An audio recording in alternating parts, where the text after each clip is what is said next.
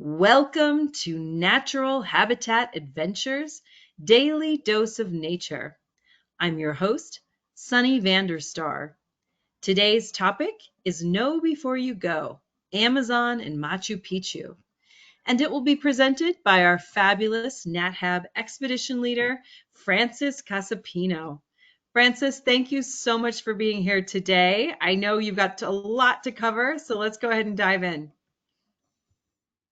Good afternoon, everyone. Good afternoon, Sunny. Thank you so much for allowing me be with you today. I hope you have no problem listening to me. I'm just talking to you from deep, deep, dark Peru, so deep into the mountains. I'm here at home in the rainy season with some rain in the backdrop. I hope the connections just do well today. So uh, I'm so glad and happy. I'm very honored just to be able to talk to you about the topics and aspects that definitely many of you might just have in your mind before you take this beautiful experience that is known as Amazon and Machu Picchu. So this is me. My name is Francis Casapino. Do not panic. I look younger in real life, but this is a picture from some time ago. It's I've been traveling with NatHab for 20, 21 years. I've already lost track on that. So I've been so blessed, so happy, so honored just to travel and to work for NatHab. A yes, and really just to take our guests just to see the beautiful parts of the world and to be able to protect those nice places also, it's something that makes me feel very proud of. So a little bit of my background. I don't want to go deep into it, but of course I've just taken Amazon and Machu Picchu trips. I've been taking it for a long time. Not that I'm the most expert on that. I still make a lot of mistakes. My wife knows about it. And I also take the other and new trip that it combines Machu Picchu and the Sacred Valley in this part of the world, in Peru. Today, though, of course, we're just going to focus entirely on this beautiful trip called the Amazon and Machu Picchu. Before I get down into it, I have just remind you, tell you that I bet each of you will just have access to a pre-departure briefing booklet that will provide that to you, in which we have all the information that you're looking for. Yet there will always questions about just what's coming and a few other details that we cannot cover in our pre-departure departure briefing tour. In fact, you have to understand that these beautiful trips that you're taking through NatHab are adventure trips. Now, just an adventure is usually, it combines changes, it combines activities that are unexpected, weather and people. Everything is dynamic and emotion, and that's the reason why not everything could be covered in a book like that. But we also know, as you can just see on this screen, I've already included just the info page for NatHab, and you can just contact our adventure specialist through it with any other question. They can also just reach us out, and we can give you a much more accurate answer if necessary. Uh, but well, I also have to describe that the Amazon Machu Picchu experiences is taken in two ways. One of the experiences, the one that we'll cover today, starts in Lima. It comes to Peru, Cusco, Machu Picchu first, and then it moves on to the Amazon basin. That's how we do. First the mountains and Machu Picchu, and then the Amazon. But then we also have a Machu Picchu experience, Amazon Machu Picchu, that starts with the Amazon first, and then moves on to Cusco. It's the opposite way. So this time I'll just cover the first one, which is Cusco, Machu Picchu, and the Amazon. But I'll give you some hints about just the other one. I mean, the trips are just the same, similar, with a slight a few details that have to be taken into consideration. But I hope I can help you with that. I want to also thank Mrs. Chu. Let me just see this. Nancy Chu, has already sent me a list of um, questions that she has about her coming trip, which is in October, November. So let's get started with it. So what I like from and what makes this beautiful journey experience uh, makes it so special. What I like it the most, from taking people to other parts of South America. Of course, first thing, I'm Peruvian, so I definitely have to like where I live. But it just combines the beauty of Incan sites. Peru, it's known by having a very old pre-Inca and an Incan past with an actual living culture, beautiful, amazing landscapes. I'm just showing you, throwing some of the pictures of our guests and the journey. It exposes to dramatic views. It also combines the beauty of a living culture and the colors that they bring up in this beautiful realm. Of course, for nature lovers, that is us, in this part of the world, in between the tropics, there's a beautiful chance to see. I've already spotted few birds out of many that we can see along the way. Beautiful hummingbirds. You can see just this one on the upper left side is the sparkling violet ear. The one on the left lower part is a Buddha ragged-tailed hummingbird, very, very tiny. The one on the far right, it's a duck that we might see along the rivers on the way to Machu Picchu. It's called a torrent duck, is the male species. And of course, a very inconspicuous long bill called the sword-bill hummingbird. As you can see, I mean, this is what makes this place special, but that's not only it. We continue on moving, and we're going to take you from the mountainous areas of Peru, high elevation territory, to the opposite side, to the deep lower part of the Amazon basin. So we're going to cover such a large territory. The Amazon brings just water and greenery. We'll leave the mountains and the deep canyons behind to give rise to a different realm. This is the Amazon basin. We're going to be encountering people, meeting them, taking pictures of them, approaching them, and if time allows, just asking them questions also, which is a key. I personally think is a key part of visiting a place and interacting with the locals and learning a lot from them. So the Amazon, of course, brings out a beautiful realm of our strength animals. So I've spotted a few of them. Of course, we would not have the chance to talk about them all in this particular webinar, but you can see on the left upper part, a pink dolphin. We'll be just looking for it. It's just the highlight of the Amazon. We'll be looking for monkeys on the left lower part, like the woolly monkey, or the squirrel monkey in the right upper part, and of course, a beautiful sloth. Very difficult to find, but I think we will always just be seeking for them and looking for many chances to see them. So this is what makes Machu Picchu and the Amazon experience uh, one of its kind. But for you just to know and to get ready of what's coming, of course, we're going to go bit by bit. We're going to be covering topography. We're going to cover also temperature-wise, which is already covered in the booklet that we'll hand to you. But yet, I mean, through these pictures, I hope it helps you understand better and get ready for that. So, sorry for this picture. I just found it interesting to get started with it. Do not panic also. None of you just need to go out to your backyard and start just rock climbing or do solo climbing on some of the mountains. You don't really need to get ready like this for this adventure yet, though. I mean, just to come to Peru and to cover Machu Picchu and the Amazon definitely requires your body to be physically active.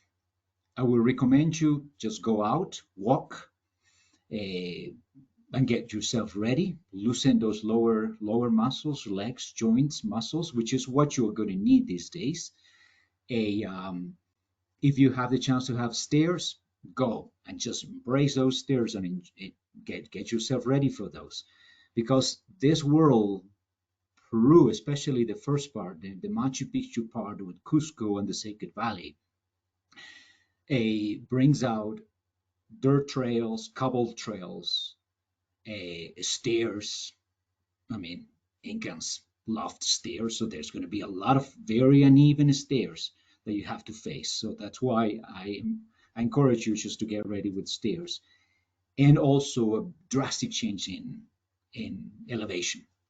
So in that regard, of course, go out just and exercise a little bit, move your body, but not too much though. I mean, because we'll be always having, as it happens with our adventures, we'll always be having plan A and plan B. For plan A, for those who want to go a little farther ahead, 1 mile ahead or quarter of a mile ahead, and for those just who decide to take that afternoon easy or that morning easy and just go easy that day. So you are traveling with not have, and we just are not a cookie cutter type of adventure. We just know what we're doing, and we are here to make your experience beautiful. So, but of course, to understand what's coming the following days, you just might want to know exactly how rugged and difficult the territory could be. This is Peru. This is my country in South America. On the left side, the picture on the left shows my country divided into three regions.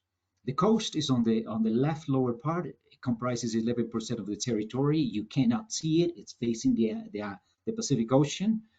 A big chunk of the territory runs north and south, and that's the Brown Mountain Range, the Andes Mountain Range. So it's a lot of mountains, as you can see, in canyons. And on the eastern side, we have just the Amazon basin. So these are the three territories that we have in Peru. But that's not only it. If we just look at the picture that I added on the right side, this is a very odd picture. It's not my kids playing with their crayons or paintings. Rather, this is an interesting picture because it shows that Peru is one of the mega diverse territories in the world. A World Wildlife Fund, the organization we work with, some years ago determined that in our world, we can find 104 life zones. Surprisingly, 80% of these life zones are found in 600-700 mile distance from the west to the east of Peru. This is what this drawing and this color show. The diversity in weather, altitude, topography, barometric pressure, temperature, that just give rise to different type of plant forms and animals that we find in Peru. Now you can just get it. I mean, this is a very beautiful and diverse country.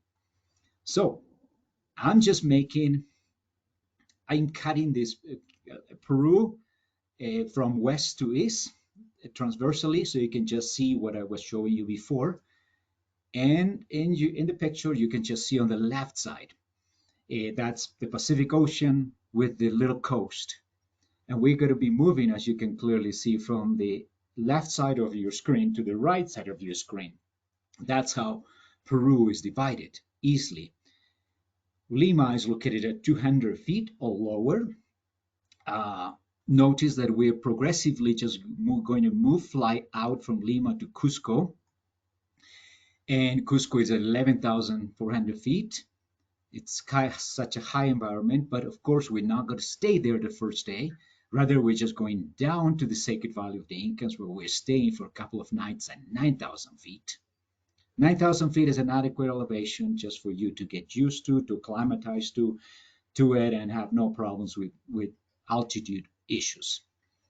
The following days, we'll be just moving right across the Andes, the easternmost range of the Andes, and we'll move a little farther down to a little subtropical territory where Machu Picchu is located at 8,000 feet.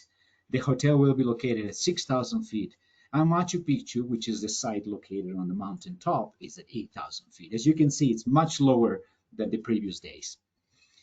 And after we're done with Cusco, Sacred Valley, and Machu Picchu, of course, we'll come back to Cusco, we'll be flying to Iquitos, which is on the far right side of your screen, located at 200 to 300 foot elevation. So that's a beautiful way also how, I mean, we are descending in elevation um, on this type of journey.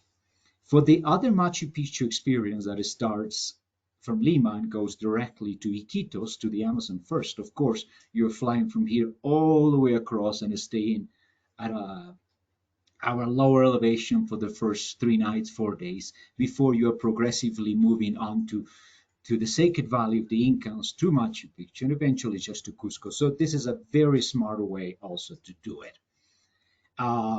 So let's continue on. Now, let me just tell you about, and I hope I can help you through this picture, help you cover some of the aspects of altitude sickness. I don't call it altitude sickness, I call it altitude issues. The lack of oxygen at high elevation leads to certain problems in the body. A, Usually digestion is not going to work well. You might have a slight headache. Some other people don't really. I mean, it's an aspect that a physicians still don't understand quite well why some people are affected and others are not. But one of my 3 rules of thumb definitely are highlighted in red.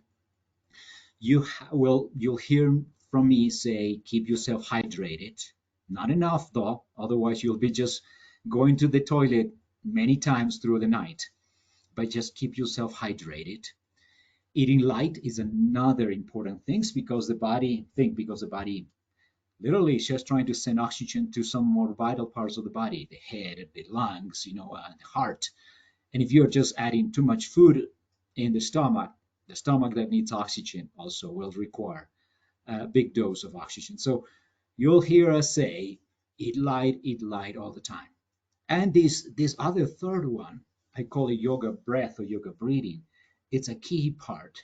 We've been doing some just on the ground, on the field, experiments just with um, oxygen just device, one of those devices that just measures the level of oxygen in your blood system. And we've determined that with just conscious yoga deep breaths, 4 to 5 inhales deep, slow inhales, as you're holding that in and then exhale out very slowly, you just increase the number of oxygen, the amount of oxygen in the blood system radically in just a matter of seconds. So you'll hear me also say, take deep breaths and pay attention to your breathing. And of course, I mean, as necessary, we'll suggest you just to go to see your doctor, seek for a doctor, and the advice for travel medication, that you might need. Some headache, little stomach issues, or a few other things that, of course, is in the realm of physicians. We don't want to just necessarily go through this phase these days, and none of our clients really, hardly ever, unless just they don't hear me, they don't pay attention to my instructions, might have this llama face. But for most part, we'll keep a beautiful smiley face the other days. So let's get down straight just to weather, because there's a lot to cover. Weather in Lima. Some of our guests might arrive days before on your own to Lima, and might have the time to spend, time traveling, visiting sites in Lima. You might want to know that, of course, there's in Peru, in general terms, there's not really seasons like it happens in your country. We'd rather have only the rainy season and the dry season. In Lima, on the coast, we only have what they call it a summer, days with a lot of sun, December through April, and 8 months from May through November, usually early December, in which just there is constant clouds covering Lima. So the picture you have on the right side is just Lima during the summertime, but usually it's a grayish color city covered just by this fog. So temperatures usually just gonna go high at 75, 59, constant, normal, fresh, nice. Humidity is rather high. Lima is considered to be a humid desert, so higher humidity and very low rainfall. Um, we are just progressively moving, as you noticed on the former pictures. We are going to Lima first, and we're going to move to the mountains, Machu Picchu, and the Amazon, so you can understand how the weather really changes. Cusco, the Sacred Valley of the Incas, the weather, as I was telling you, it's just changed. It's divided into rainy season and dry season. So during the rainy season, which is December through April, it doesn't rain all the time.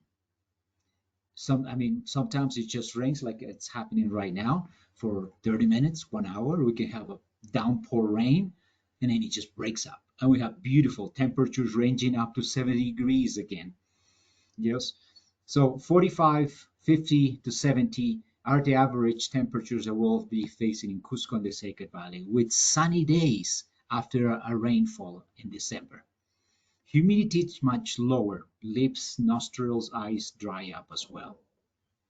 Rainfall only happens in December through April, and it can go up to 26 inches, not in one day, but throughout those 5 months of the year.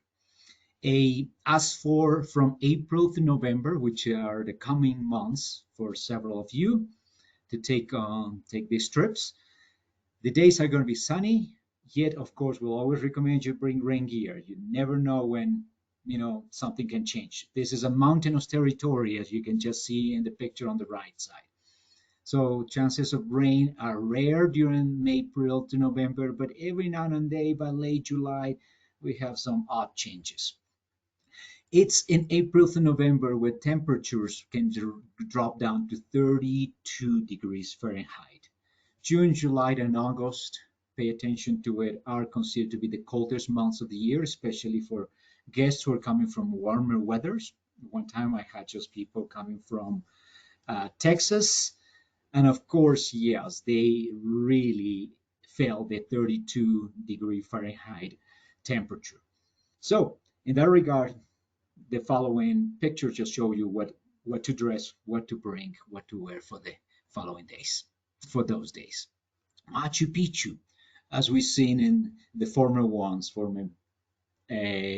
pictures, it's at a lower elevation. The site itself is at 8,000 feet, but the hotel is at 6,000 feet, and it's closer to the Amazon basin, so it's a more tropical, subtropical environment with 45% humidity averagely through the year, but 78 inches of rainfall only during December through April, as I was just telling you. But the temperatures are quite similar to Cusco's temperatures.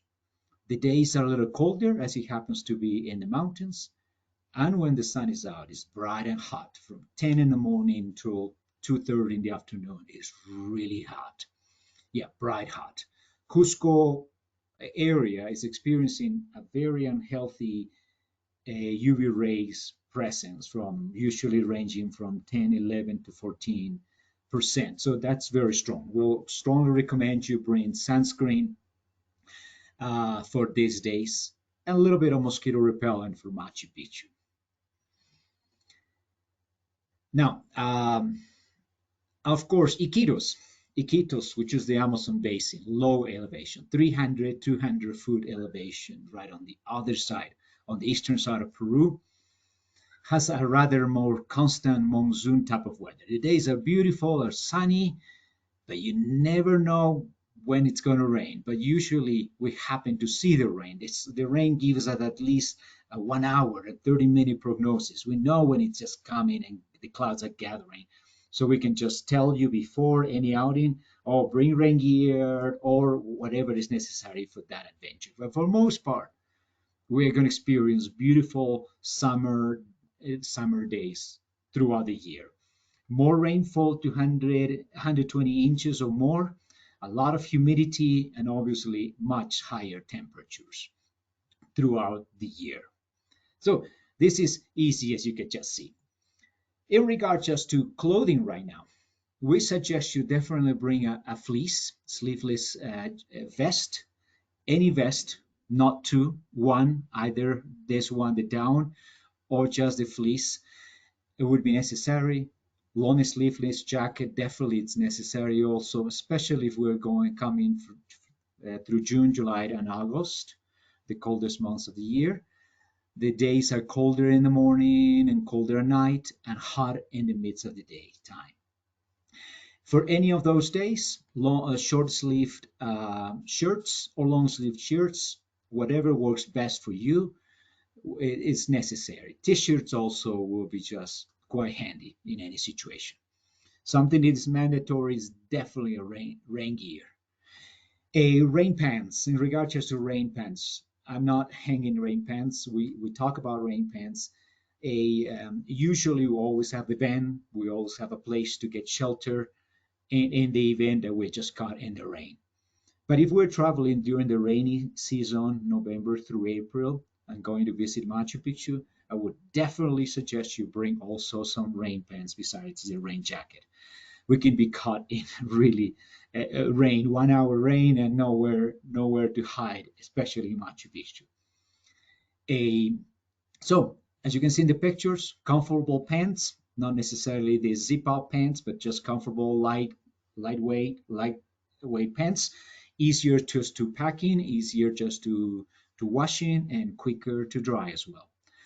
Shorts or bathing suits is necessary.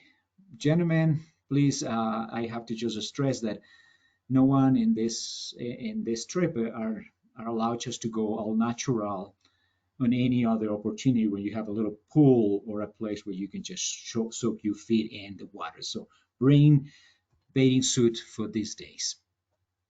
Shoes wise, a we suggest you not a specific brands, but we suggest you this type of shoes, one that has better ankle protection if for those who prefer and feel comfortable with it, or these ones like the one on the right side that I tend to use for any of my walks and even the hike to Huayna Picchu Mountain. This will work well for me.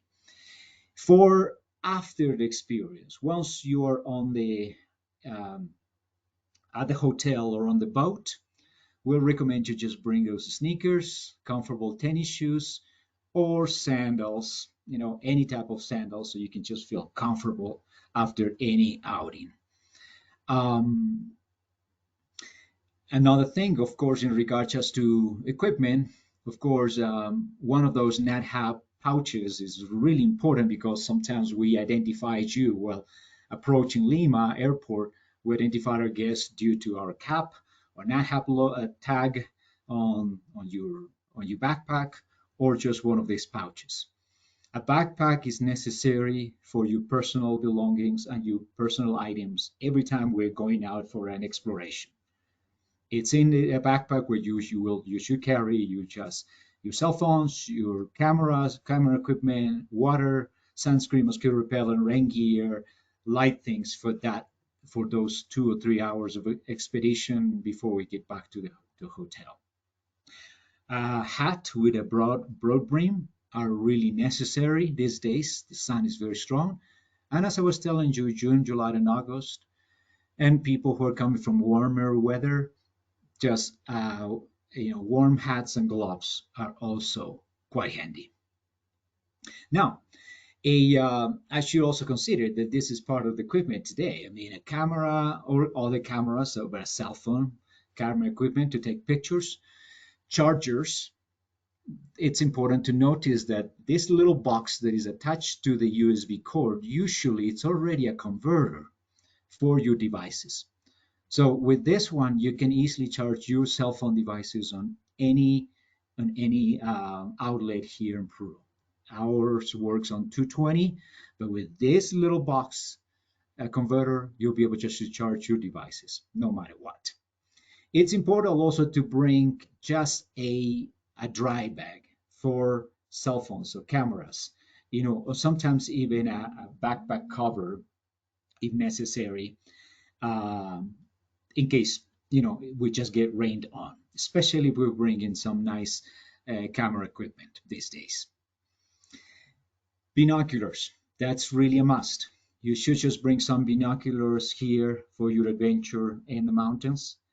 If by any chance you don't have binoculars, I always carry mine, and we can always just use that one, and I can pass it around just to see things in the mountains. But for the Amazon, you have the chance to rent binoculars on the boat.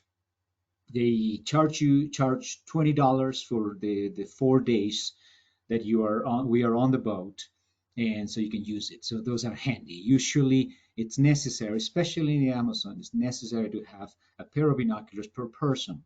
So you cannot just be missing things along the way. Uh, the walking sticks, I just put an X on it because a NatHab has been thinking about just making your experience easier.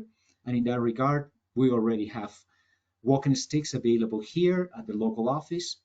We'll be able just to provide you 2 walking sticks per person if necessary. But for most part, for Machu Picchu, if necessary, one walking stick will be more just than than sufficient. So don't bring walking sticks. I know it's a hassle just to bring it along and pack it, especially. We have them for you. For the Amazon part, we won't be carrying these ones, but every boat, every small skiff has the wooden walking sticks that you can just use for those 1 or 2 outings that we have those days. And this is important. Money matters. Bring a lot of money. No, I'm just kidding. No, as you just already know, there's very little use for the money that you will bring. A NatHab already has just a tipping for guides and local guides and staff people, bellboys, waiters, waitresses, and several services covered. We recommend you, of course, bring some cash, whether in dollars or soles, for few things that will be extra these days, laundry, calls or extra drinks at the bar, and so forth. So don't bring too much. But one thing that is important, I mean, Cusco, Machu Picchu, when you're just traveling through this area, dollars and soles, the local currency called soles, are widely accepted. At hotels, you can always use your credit card, even just if you are buying anything along the way. In many places, you can easily use your credit card at any time. The same thing on the boat. You can also use your credit card and charge any extras to your credit card and pay for those extras at the end of the trip. But it's a for the Amazon part. I would recommend you bring some soles, especially if you are interacting with locals and you happen to see locals bringing some handicrafts. They usually don't use dollars, so soles will be handy. So for that part of adventure, I will recommend $60 worth into soles per person. That would I think would make it for the Amazon part. And this is important. Every now and then, just some people realize, oh, I didn't bring just the adequate clothing for dinners. So I say, smart dress smart. Just bring any comfortable pants and loafers, or just simple shoes and t-shirts or blouses that you might just want to wear after days of exploration and adventure. Especially, I mean, yes, throughout these journeys, we're going to beautiful restaurants or we're eating at a hotel, and some of you just might find nice to change your clothing into something less heavy as our daily gear that we use for our expeditions. So, well, I don't know how I'm doing with time, but we're just doing fine. Let's just talk about the itinerary for Machu Picchu. A a You're on your first day, you're just traveling from your country to Peru.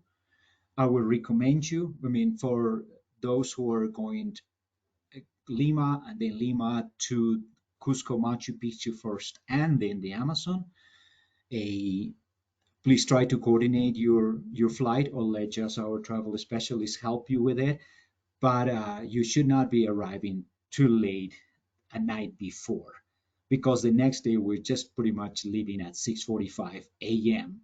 to catch our plane at around 8:45 to come to the Andes. For those who are just going on the other Machu Picchu that starts Amazon and Machu Picchu that starts with the Amazon, you'll have fewer more hours that second day. Yet, we'll always recommend you try not to arrive later than 11 o'clock, 10 o'clock, or 9 o'clock at night prior the beginning of the adventure. Otherwise, you're going to be very tired. Yes. And also just, yeah, coordinate with our adventure specialists. They'll help you with that. Well, so at your arrival, this is Lima International Airport. It's a small airport, but it's also chaotic because it's just rather small. You are going to be retrieving your bags after you go through customs and immigration.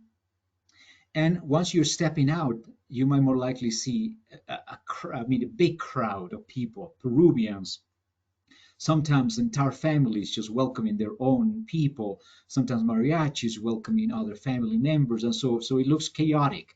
So I will beg you and recommend you do not necessarily leave the airport. Look into the crowd for our NatHab logo and our NatHab sign and a friendly smiley face, um, and make their lives easier by just having a cap or wearing the NatHab tag or one of those money pouches on the front side so we can identify you and take you by the hand right across the street to the hotel. You could also do that. But if you go to the hotel yourself, sometimes it has happened that the people, didn't find the references easily at the hotel and so forth. So we have people arriving at Lima Airport. You'll have our NatHab representative welcome for you with the NatHab sign on, and they'll know your names already. So they'll call you by your names and take you across and help you with the check-in at the hotel. You'll be just taking across, pretty much across the the the street to Wyndham Hotel. This is a rather only convenient hotel. We're staying there for one night. I was recommending you arrive not too late at night so you can have good hours of sleep before you start the trip. That's of course a recommendation for those who are just arriving that same one night before the start of our adventure. A a person, Nancy, just was asking me about just luggage. Of course, I mean, it has happened that some of our guests arrived into Lima days before and they started touring around, and of course, they couldn't help just buying some souvenirs. If that were the case for any of you, as we'll be returning back to Wyndham Hotel at the end of our adventure on the last day, no matter where we just do Cusco first or the Amazon first, you can leave some of the belongings that you're not going to need. You don't need to carry and pack for the next 10 days. You can leave them at the storage at this hotel and retrieve them on your last day. These following days, each of you is allowed just to carry a check bag, a 50-pound check bag, and then also a carry-on, which is pretty much almost an 11-pound carry-on bag. Besides that, you also have the chance to carry your backpack. So I don't think really you want to bring more than that.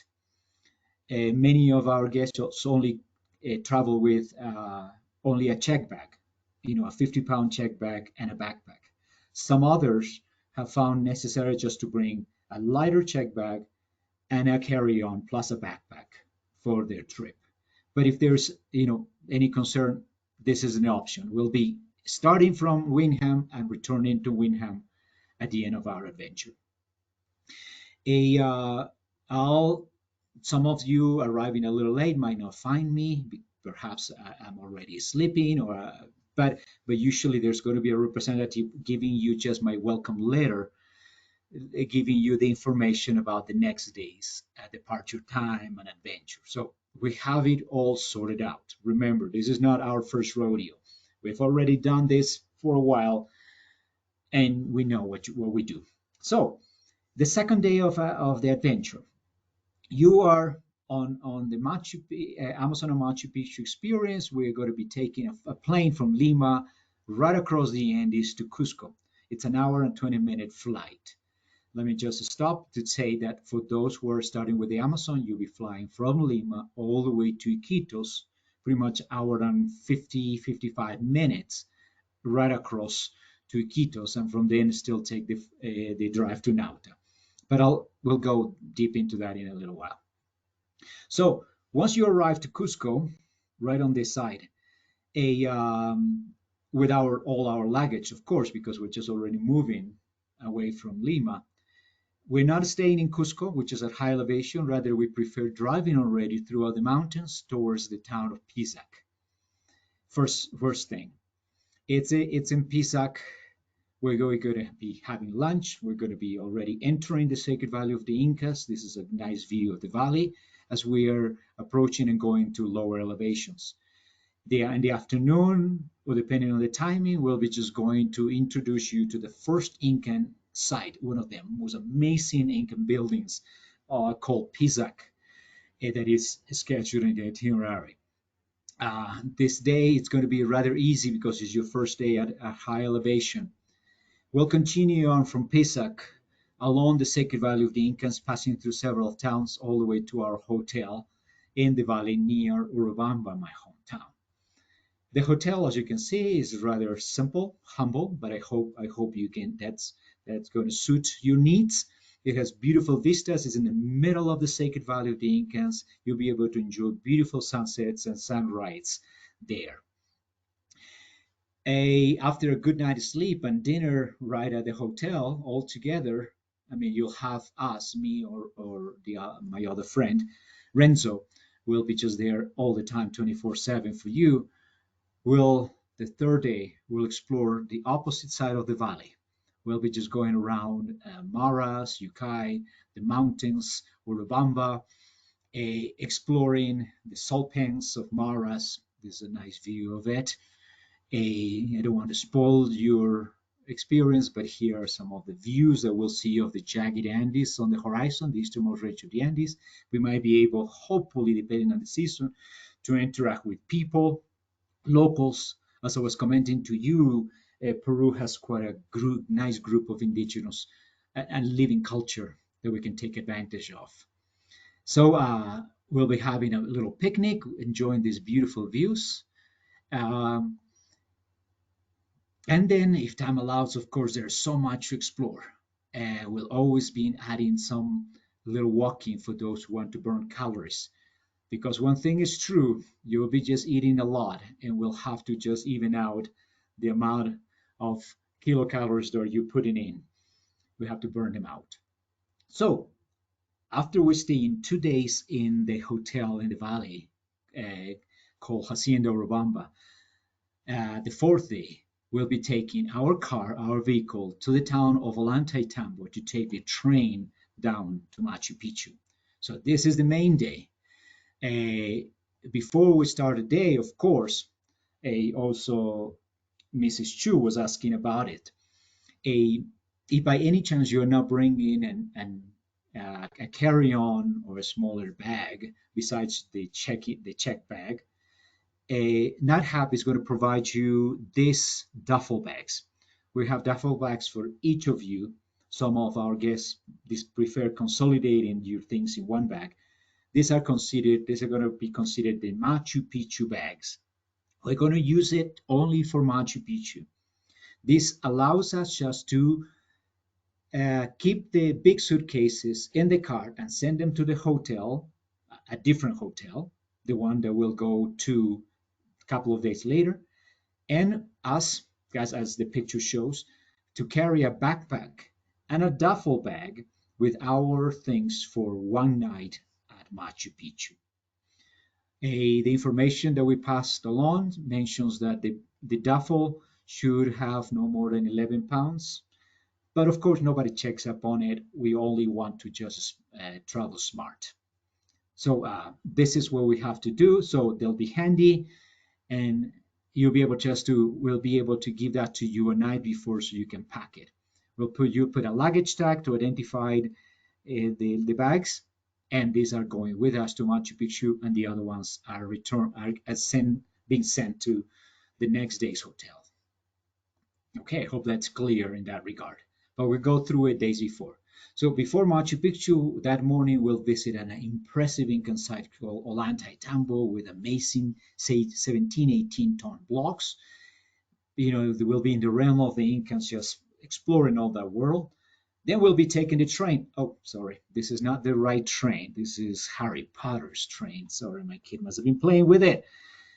But this train seems to be sometimes newer than the train that we'll be taking to Machu Picchu. The Vista Dome train It's a nice from the old Western Times train that is going to go through the canyon, just going 3,000 feet down, following the roaring rapids of the Urubamba River on the way to Machu Picchu. Of course, this is a picture of the train and the service. They'll provide us a little snack or also water by the glass or coffee with the just it's called Vista Dome because there are windows up above for you just to enjoy the landscape. A Once we get to the town of Aguascalientes, we'll be catching a bus that will take us for 25 minutes up to the top of the mountain where Machu Picchu is located. And after lunch and using facilities, we'll be just spending the beautiful afternoon. That's a beautiful time to be at Machu Picchu. Catching the afternoon sunlight from the west. This is the picture and this is the view that you get of Machu Picchu in a sunny day. In the rainy season, the pictures are also beautiful. So after this one, we'll just return back down to the base of the valley to where we are spending our night. The hotel is called Inca Terra Pueblo Hotel, as you can see. It's also charming at nights. It's in between the forest and surrounded by sheer jagged mountains. But it's a wetter environment, a much more humid environment there. We'll be having dinner all together and coordinate every day the next day's adventure, length, distance, weather-wise, what to wear, and so forth a night before at the bar, of course. So on our second day of Machu Picchu, which will be the fifth day, we are going back up to Machu Picchu to enjoy Machu Picchu in the morning light, enjoying all these clouds rising and lifting and drifting through the place. We'll have the hike of Huayna Picchu Mountain included for everyone of you who wants to do that hike. It's a 2 hour and 30-minute round trip ascending the western face of the mountain. Yeah, it looks like Everest, but it's not really as bad. Everyone can do it, but of course, it really requires some determination and just good joints and muscles to be able to do it. This is not a race. We have plenty of time to get all the way to the top and come back down to continue on our journey. After Machu Picchu, well, in fact, here some of the pictures of what we have to do. Well, getting closer to the top, there are constructions out of the top and Incan stairs. Well, there's a picture of one of our last guests overlooking the Incan side of Machu Picchu down below from the top of Huayna Picchu.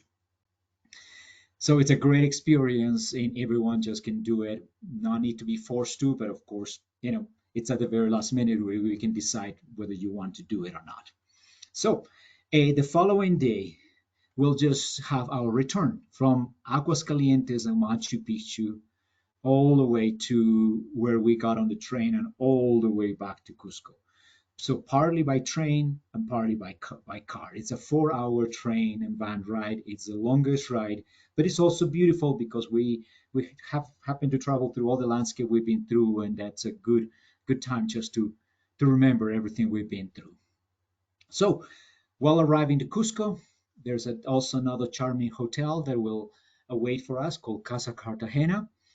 It's a very nice boutique hotel. We'll be just having dinner there and breakfast the following days. We'll stay there 2 nights in Cusco, which will allow us to visit. This is the hotel on the inside, also very comfortable, as you can just see. This place has a jacuzzi with jetting waters. And we'll stay a couple of nights there. So it's a great place just to spend some time at it. Visiting Cusco the following day in the morning, giving you a free afternoon. One Incan site that is worth visiting is called Sexy Woman with gigantic Incan blocks. You have to see it. And of course, that day is when we just have to do some laundry. After 5 days traveling around, you might just be running out of underwear, socks, and so forth, and we'll be able just to do laundry at the hotel or just around the bend at one of the locals laundry places. So, and get ready and packed, ready for the next day adventure, which is the Amazon basin. The same thing can happen just on the tour going the opposite direction. So, the 7th to the 10th day, Well, I'm just putting it all together because we're moving into the Amazon, and then the conditions are also different. As I was telling you, the landscape is so changing and the world is so dynamic that due to the weather, due to the low water level on the rivers, we can just slightly make changes to the schedule. But our goal is just to leave Cusco on two connecting flights, Cusco to Lima, hour and 20 minutes, and then Lima to Quitos in hour and 55 minutes. So usually we have a couple of hour layover in Lima. So it's also gets a little longer, but as you can see in the map, we want to cover a large part of Peru. Here, Machu Picchu and Cusco in this part, and then the Amazon basin, right where the Amazon River is. So we need to travel there. So in that regard, once we get to Iquitos, we still have just to take a bus ride for almost 2 hours to the town of Nauta, which is the end of the road and just the beginning, the gateway to the Pacaya Samiria National Reserve, which is all this place in yellow.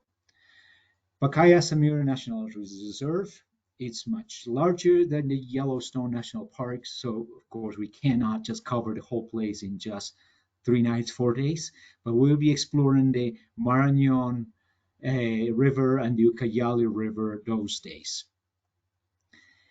A, and we have to rough it, exploring the Amazon by just taking this nice, very nice, fancy boat. It's called a Delphin 2 for 3 nights and 4 days. Look at just a picture of what you have inside for double bedded rooms.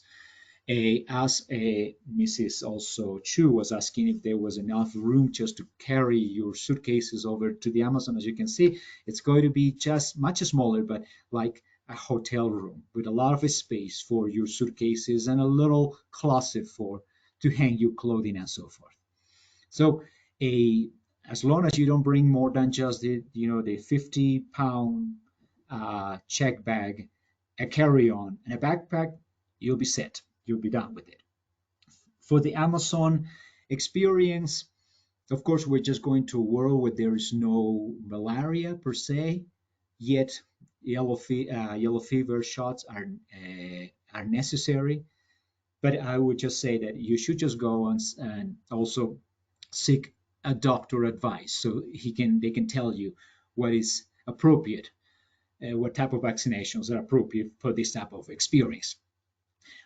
In regard to mosquitoes, of course, Amazon, humid, wet land, there are mosquitoes, but we might more likely just be bitten by while drinking, our pisco sours and whiskey sours on the upper deck than just being out in the open. But a good mosquito repellent will be just more than enough. So fewer more pictures of the interior of the vessel is a relay and chateau. The bathrooms are rather small, as you can see, but this is the Amazon. This is a beautiful place, and we just picked a beautiful boat that goes in accordance with the Amazon, with the nature of the Amazon itself. A, I finally just wanted to show you one of uh, the pictures of the meals. Some of the meals that you're going to enjoy these days are exciting and beautiful. This is one of those. For some of you who are intolerant and there are allergies, we know how to deal with it. For lactose, for gluten-free, or for many other allergies that we humans happen to have, don't worry about it. Just as long as you already type and write down or let NatHab know about every dietary restriction, so physical restrictions, we'll be able just to take care of you very well while being in the area. A few pictures of the Amazon and what activities we'll be doing. Two people kayaks, open kayaks on just shallow, nice, gentle water. It's going to be fun and nice. Everybody can do it with the help of us and the directions of us. We're not going to put your lives in jeopardy. For a few who are a little more adventurous, we have a couple of just the stand-up paddle boards if you just want to be floating on those piranha infested waters. And notice just the skiffs that we'll be using for our expedition. So a group of 10 or 11 on these ones are quite plentiful and spacious for you to move around, for you just to bring a little backpack, your water, your binoculars, everything that you might need. There's a lot of space in between the sitting all the time. Here is my really good friend guide who has been just catching a piranha. That's another activity that will be included depending on the season. And of course, the interaction with locals is also another beautiful opportunity. People, Amazonian people, foods and diets, everything that we can enjoy there. Whatever nature will be naturally embraced that day, such as this fisherman who caught a big, vulture catfish. So if there's no other questions, we'll be just returning after on our fourth day, pretty much 10th day. We'll be leaving the boat. We'll be driving back to Iquitos, and on the way, we'll stop at the Amazon Forever Rescue Center. It's a beautiful project where they are just trying to preserve and protect animals that are mistreated or sometimes just being caught in just this black market trafficking of animal species and usually released later on. It's a beautiful project. You'll be just quite happy to stop there and seeing one of the smallest species of manatees in the world. Okay, so after Iquitos, we'll be coming back to Lima. Of course, on that flight, on the fourth day after the Manatee Rescue Center, I just put the "oh no" sign because it says, yeah, the trip is ended, it's finished. We'll be, as I was telling you, we'll be returning back to Windham. Everyone will have the chance to spend hours or a night, depending on your international flight departing from Lima, whether it's that same night or the following day. You'll be able just to have a night room at Windham and collect your bags from it too. Thank you so much and for your patience. Thank you. Thank you, Francis. That was fabulous. We do have some questions that we can try to squeeze in the next couple minutes, so we'll get right to it. Let's see. Can you remind us the elevation gain on the peak climb from start of Machu Picchu to the top of the peak? Gee, I missed it. Yes, well, it's really, I mean, for the second day of Machu Picchu, when we hike Huayna Picchu, there's roughly around 900-foot elevation ascent. It's just a zigzag path that takes us up to the top. And the same way, after we make a loop on top, we just come back down that same way. Excellent. And then this is always an important question. Do the travel buses have bathroom facilities, or can you talk a little bit about how bio breaks are handled during this trip?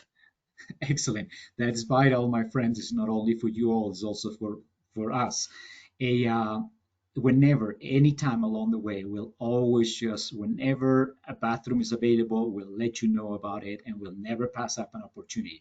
Particularly when we have a longer journey, such as the bus ride from Iquitos to Nauta to catch on the boat. It's a 2-hour bus ride. We'll be using facilities on the boat. I mean, before, and of course we'll rush it right after. So, but there'll be toilet facilities along the way. Excellent.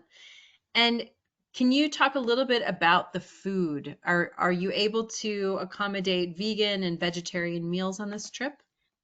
Yes, on the first part of the adventure, the our food it's a little more flexible because we just go to various restaurants and various hotels that also have the restaurants. The food quality is exceptional. It's really good. There will always have a menu to choose from, and in some cases we always just coordinate. As I was telling you before, as long as you just send that information, hand that information to our adventure specialists, we'll have it available and we'll be able to help you along the way. On the Amazon part, the meals are just a set menu, but we'll still be able just to cater that meal for vegans, vegetarians. We just deal also with people who had many other more issues just than the regular ones. Yes, you don't have to worry about anything else. Excellent. Can you talk a little bit about photography and locals? One of our guests had said that their friend asked them if they should give money to local people who they photograph. I wonder if you have any comments about that. Excellent, just really good question. a usually just people don't feel comfortable when they have a camera in front of them. So many of them already have cell phones, and you will not encounter people just taking selfies of themselves. So Peruvians, mountain Amazonian Peruvians, are not so used to posing for pictures. So the best way will always suggest you to be very discreet while taking pictures. And ultimately, if you really find a special moment when you want to capture a person's picture, portrait picture, or so forth, yeah, we'll suggest you just always bring some coins or hand them, $1 bill, like, the equivalent in local currency after you take a picture. So usually just you approach the person, you ask for their consent, the word photo or picture, it's well understood. You can also raise your camera, say a photo, and they'll nod at you in acceptance, and then you get a picture. And after that, you just give them you know, a tip or so. Yes. Okay. Sticking with the camera topic, will it be safe to leave camera equipment behind during the days at Machu Picchu? Oh, yes. Yes. In fact, yes, we always just say, always ask people to let us know where there is fragile things because some of you might be bringing an iPad or so forth. So if cameras just come in a case, that'll be fine. If there's some fragile items in soft bags, we'll just put it on top of the bags. We'll tell our driver to take care of it. We'll make sure everyone knows there's fragile equipment here and there. Yes. Great. Um, if somebody has nausea or altitude sickness, would it be possible to secure some coca leaf to chew on or other local remedies for those types of things? That's really good. That's a good question. Of course, the coca leaves and coca tea will be available anytime through the adventure. Yet though, it's not a major issue. I mean, if you just want to use coca for altitude, you should just be chewing big amounts as we locals do it. Stuff it in your mouth and have a big bowl in your mouth because coca leaves have um,